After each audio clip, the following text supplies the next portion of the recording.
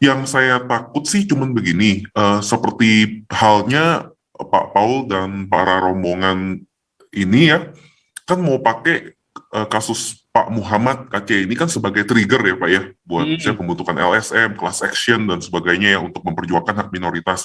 Tapi yang saya atau banyak teman-teman yang takutkan tuh, apakah mungkin juga antek-antek khilafah juga mau pakai kasus Pak Muhammad KC ini buat momentum juga Pak, buat sudutin Pak Kapolri misalnya, seperti yang saya dengar-dengar juga ya. Oke, nih kita lanjut dulu nih. Ya, Susu ya, terima kasih. kuda. Oh, ini habis ini suara kebenaran ya. Susu kuda silakan. Ya, Shalom, Rahayu, Shalom, buka, susu. cus, gubrak, gubrak, gubrak, ulala Oh bebe. lala bebe. Salam jam tangan 15 miliar. Haleluya, saudara. Ya. Haleluya. Jadi gini Pak ya, wah tadi saya dengar yang pada ngomongin PGI ya. Itu saya lucu banget ya. Saya kalau setiap kali di YouTube ya, kalau saya ngomongin secara verbal bilang PGI gitu aja ya, itu langsung di live chatnya rusuh habis-habisan tuh. Wah, bubar kan ini itu, bro. Ya lucu banget. Oke, tapi ada dua hal yang saya mau tanggapin Pak dari pendapat teman-teman sebelumnya ya. Ini saya rasa penting banget soalnya. Yang pertama, begini Pak, tadi kan Pak Victor Mandayo kan bilang tuh katanya mengenai ini ya Pak Kapolri dan segala macam.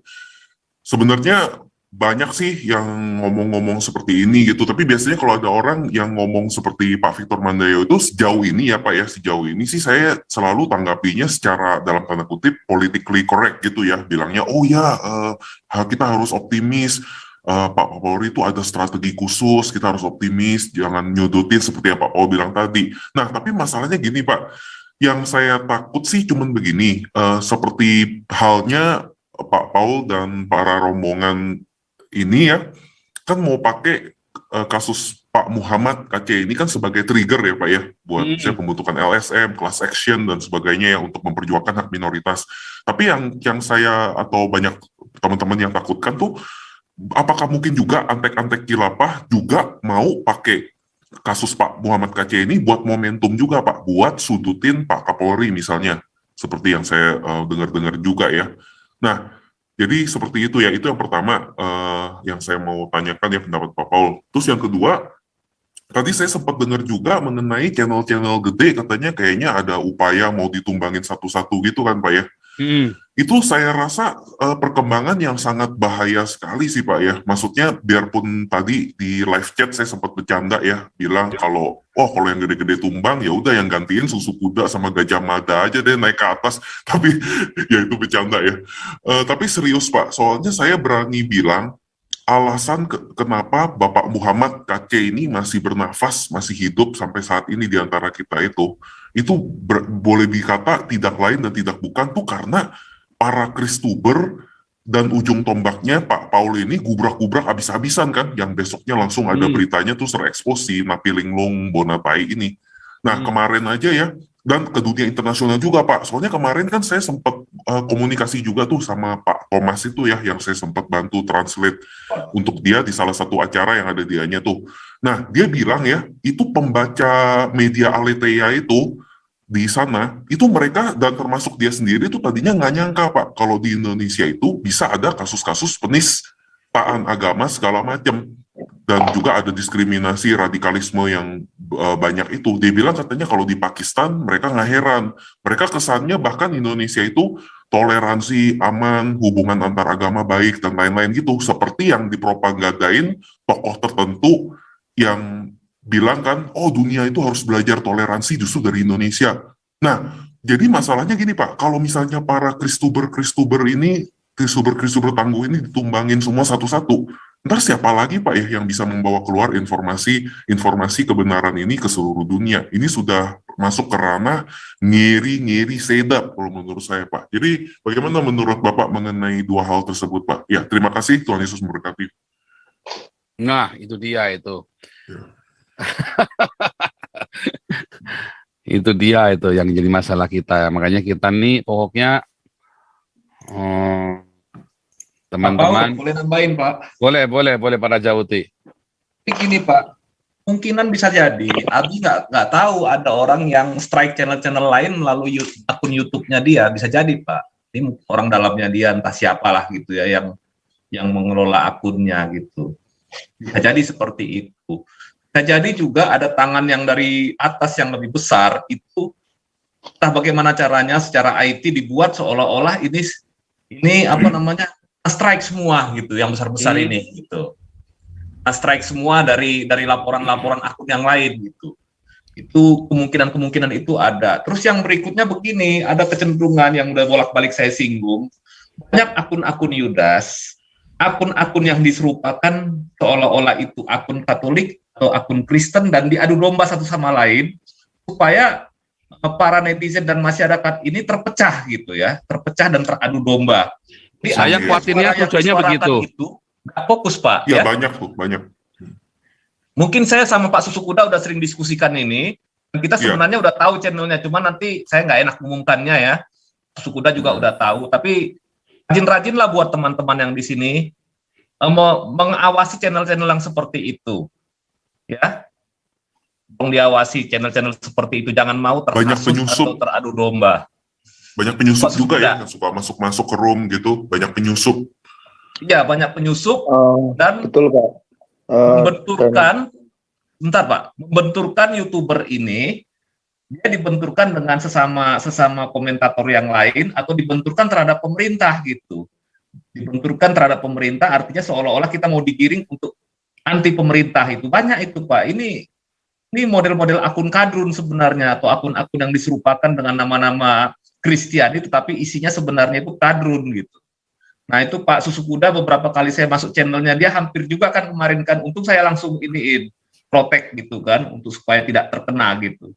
Jadi buat para YouTuber lain juga harus hati-hati untuk melihat siapa yang masuk dan berkomentar di channelnya. Ya tentunya perbedaan pendapat bisa saja diterima, tetapi kita harus hati-hati, dia akan memaksakan menggiring opininya dia ke dalam channel kita gitu, atau membenturkan channel kita itu dengan denominasi lain, dengan gereja yang punya doktrin sedikit agak berbeda dengan kita, supaya terhasut dan teradu domba. Itu cara-cara khilafah biasanya seperti itu, dan cara-cara kadrun juga sama seperti itu.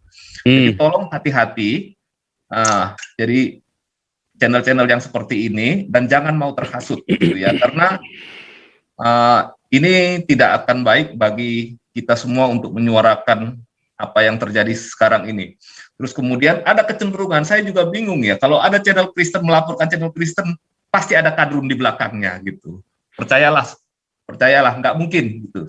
Menurut saya tidak mungkin, karena bagi kekristenan itu penistaan agama itu bukan lagi masalah penting sesudah abad pertengahan. Ya. Itu sudah hilang gitu. Betul. Di abad pertengahan itu secara sejarah memang kita benar. Kita nggak urusan, betul. Makanya kita nggak urusan sebetulnya. Kita nggak urusan dengan Somat sama Yaya Waloni, betul. Itu adalah kadrun di belakangnya. Itu aja, Pastor. Terima kasih. Dan kalau boleh nambahin, Pak. Jadi gini, kalau ada channel-channel Kristen ya yang mungkin dengan sengaja membuat biang perpecah belahan, saya sangat menyarankan di unsubscribe saja dan jangan ditonton lagi. Kalau dia lebih ke perpecahan itu sudah berarti mungkin bisa jadi 99% ya ada kadrun di baliknya mereka yang mengsponsori mereka untuk ke titik itu. Dan saya juga kemarin sempat dengar ada beberapa denom gereja yang tadi bukan Najwa sampaikan ya, mereka memang dari beberapa denom gereja ini bersatu untuk membuat partai, Pak. Jadi memang ada unsur kesengajaan di situ, di titik itu. Jadi kita harus lihat ini mana yang channel-channel Kristen yang murni melayani Tuhan, ataukah dia cuma cari suara, cari agar partainya bisa jalan dan agar denom gerejanya lebih hakiki, lebih punya jadi polisi teologi lah seperti itu. Dan dia punya power di gereja, seolah-olah seperti itu kan, pemegang power gereja di Indonesia seperti itu. Jadi untuk membantu legalitas kelancaran partainya berdiri juga. Kayak gitu, Pak. Kebetulan kemarin lalu saya sempat pernah di-invite juga, Pak. Itu kalau sampai ada begitu tuh kurang ajar loh, Pak. Kalau benar-benar itu yang pradugamu itu benar bahwa Aku pernah ada satu kelompok yang ingin menjadi ininya ya, itu kurang ajar loh. Ini bukan praduga Pak, karena saya sempat pernah diikutkan itu Pak, itu tahun kemarin tadi. Apa itu? Kalau boleh buka aja sekalian. Janganlah nanti kita lihat sama-sama lah nanti. Saya diikutkan tiba-tiba dikira saya orang partai juga atau pernah berkecimpung di politik. Nah, biar supaya masyarakat waspada gitu loh. Jadi ya narasinya ya seperti yang kita terima ini, dan ada beberapa narasi lain yang belum jalan. Setelah itu kok kayak gini, aku keluar habis gitu. Tapi kita lihat bareng lah nanti ada partai apa nanti. Ya, soalnya harusnya kita saya sangat menentang kalau orang berpartai dengan bawa-bawa agama, apalagi dia bawa agama Kristen kayak dulu si Poh Yuwono aja itu, wah itu tai semua itu si Poh Yuwono itu ya, bawa-bawa ayat Alkitab segala macam buat mengungkapkan politik itu nggak boleh. Tapi kalau gereja terus berpolitik itu haram jadah, itu hukumnya dalam hukumnya saya ya, haram jadah itu gereja berpolitik praktis begitu ya, nggak boleh. Gereja harus terlepas karena di dalam gereja itu ada berbagai macam ide, bahkan orang-orang yang beride bertentangan pun harus bisa dirangkul di dalam gereja itu, dan gereja tidak boleh berpolitik praktis. Karena kita sudah meninggal itu sejak zaman Tuhan Yesus, udah tinggalkan politik praktis. Ya. Jadi juga mengingatkan yang firmannya yang Pak Paul. Enggak, buka aja siapa nih biar rakyat jelata tahu semua, tuh nggak ada yang tahu kamu ini bro. Nanti lah Pak, kita lihat lagi. Takutnya nanti teman-teman nggak tahu lalu terhisap dikira baik nggak taunya kadal semua ya kan. Iya, nanti kita buka lah sama sekalian grupnya juga. Tak siapin dulu ya Pak. Iya, siapin sekalian, nanti bongkar sekalian. Oke, lanjut nih suara kebenaran. Oke, selamat malam Pak Paul dan teman-teman semua. Salam. Luar biasa. Ya paling itu nanti yang tadi itu channel-channel itu ya, kalau ada data-datanya ya dikasih sedikit aja waktu untuk disampaikan di sini nanti biar ya supaya waspada, supaya orang jangan kejebak kasih duit ke sana. Teman-teman dia tadi ya, bahaya loh itu loh. Channel itu ditinggalin aja, jangan dilihat lagi dan biar jelas gitu loh. Kita yang jelas-jelas saja. Oke Pak Paul, jadi mengenai PGI ya, PGI saya sih bilang nggak perlu demo, apa yang perlu didemo lagi, energi kita fokuskan saja kepada hal-hal yang jauh lebih penting, karena PGI itu ya udah nggak usah didemo juga, udah kartu mati, udah mandul kan. Udah important juga kan, important dengan artinya. Nah jadi kita fokus kepada hal yang jauh lebih penting. Nah untuk kalau nggak salah kan PGI juga saya nggak tahu tuh nanti bener nggak sih, saya kayaknya ada pernah baca waktu Abdul Somad itu orang Kristen pada mau laporkan MUI kalau nggak salah ngelobi ke PGI itu, sehingga akhirnya kayaknya suaranya jadi nggak ada tuh PGI itu untuk Abdul Somad waktu melakukan penistaan. Juga kedua kan kalau KPK udah jelas lah ya, dia mungkin banyak duit juga itu si Novel Baswedan dari para koruptor yang ketangkap kan, mungkin dananya banyak itu bisa dipakai untuk ngelobi-lobi. Jadi selama Anies siapa sih saudara tuh kan sama gubernur kali ya mungkin ya, jadi aman lah itu APBD DKI Jakarta itu nggak akan kesentuh. Padahal itu kalau saya sebagai rakyat yang ngerti finance sih, dengan anggaran pendapatan belanja daerah itu agak sangat-sangat mencurigakan gitu, sangat-sangat mencurigakan, dan itu mestinya harus disuarakan terus, dan KPK berharap KPK yang baru yang di luar grupnya si siapa tuh Mata Satu itu dan Novel. Si Novel itu bisa jauh lebih berani untuk masuk tuh ke situ, karena banyak itu nanti itu anggaran-anggaran apapun tuh, mungkin di pendidikan, di bidang-bidang belanja yang nggak jelas itu mungkin terjadi banyak pembengkakan. Nah itu cari tuh penanggung jawabnya, uangnya ngalir kemana itu. Nah itu mestinya KPK itu dengan kondisi sekarang, fasilitas sekarang, dengan kemampuan dan bahkan dia bisa di-tag untuk nyadap punya wewenang untuk itu, mestinya nggak sulit begitu. Yang kita berharap dengan KPK yang baru akan terjadi sesuatu yang luar biasa. Nah, hal yang lain lagi kan saya udah bilang kalau zaman sekarang kan udah beda nih, zaman internet informasi, PGI apapun, organisasi apapun, kalau dia enggak bermedsos, kurang iklan istilahnya, bersuara di media sosial, suara dia kurang terdengar, suara dia tidak akan kelihatan, sehingga kerjanya mereka, laporan-laporan mereka pun kurang kelihatan, kurang mendapat support, kurang mendapat dukungan dari dunia luar. Jadi selama organisasi termasuk PGI kalau nggak terbuka, nggak berani disampaikan di media sosial secara terbuka, ya nggak akan, pasti akan mati sendiri, impoten sendiri. Nah, jadi ini bagus buat seperti YouTuber seperti Pak Paul dan teman-teman, rekan-rekan yang lain, ya berlomba-lomba sehingga akan ada banyak puluhan bahkan ratusan YouTuber yang nanti ke depan akan mengambil perannya masing-masing, karena saya lihat ini kan sekarang YouTuber banyak luar biasa tuh.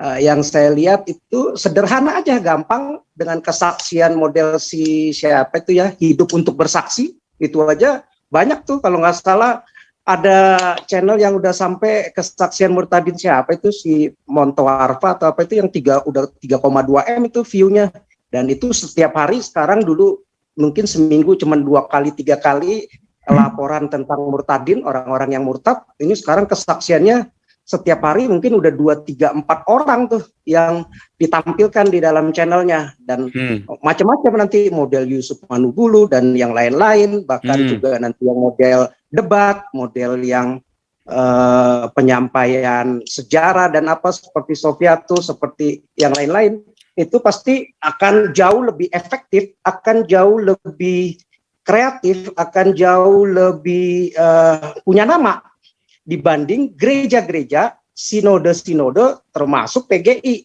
Karena kalau nggak bermedsos, ya medsos ini kan sekarang kan adalah kesempatan yang diberikan untuk kita menjala jiwa-jiwa. Kalau dulu jala jiwa-jiwa itu ya memang perlu person to person, tapi dengan media sosial ini multiplikasinya cepat sekali, ribuan, jutaan, bukan hanya satu one by one lagi gitu. Nah, itu perbandingannya luar biasa di zaman dulu. Jadi ini kesempatan buat gereja-gereja bangkit, harus kelihatan kerjanya, harus kelihatan actionnya, harus kelihatan kreativitasnya, harus kelihatan risalnya, hasilnya. Kalau enggak ya pasti ditinggalkan otomatis, karena kan pasti kelihatannya mandul, muter-muter di situ aja. Nah, akan jadi kartu mati.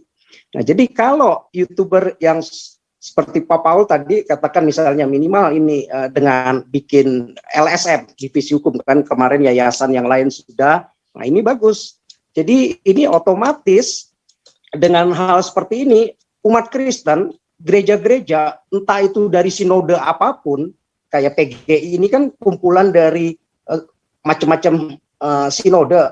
HKBP ini kan ketuanya kan Gumar Goltom, kan saya lihat itu di ini kan susunan pengurusnya itu kan dari HKBP.